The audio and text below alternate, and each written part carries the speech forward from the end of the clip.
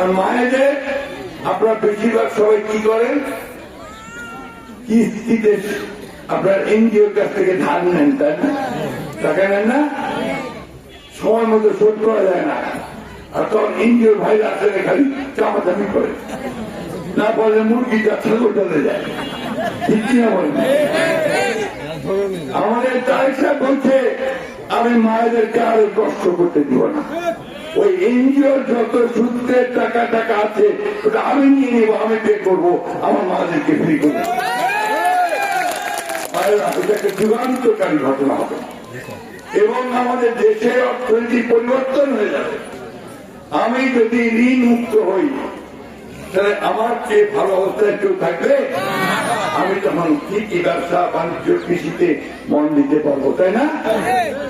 আমাদের কথা হচ্ছে ওই কাজ, কাজে আমাদের পরিচয়, আমরা যেটা বলি সেটা করি। বেগম জিয়া যখন আমরা 2001 সালে আপনারা আমাকে ভোট দিয়ে এমপি করছিলাম, আমি মন্ত্রী ছিলাম, কৃষি প্রতিমন্ত্রী ছিলাম, মনে আছে?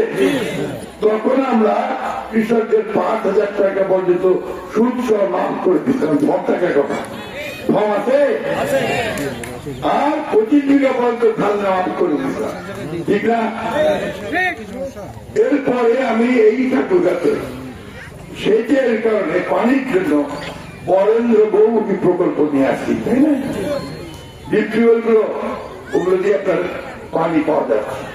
আরেকটা কি আনছি, আরেকটা হচ্ছে আমরা ভুট্টার চাষ, ভুট্টা করে মানুষ দিতে পয়সা পায়, কেন? ওই যে মুরগির ফার্ম আছে ইয়াকুবপুর, আখানগর, 21টা ফার্ম, হাবিবপুর 21টা ফার্ম আছে, এরা ভুট্টা নেয় মুরগি খাওয়ার জন্য। ফলে আমার এই ভুট্টা চাষে এখন কৃষকরা টাকা পাচ্ছে, লাভ হচ্ছে। এটা শুধু এখানে না, এইখান থেকে একদম কুড়িগ্রাম পর্যন্ত মানুষের দারিদ্র অনেক কমে গেছে। আমি এই যে গ্রামে ঢুকতেছি, আমি দেখি কি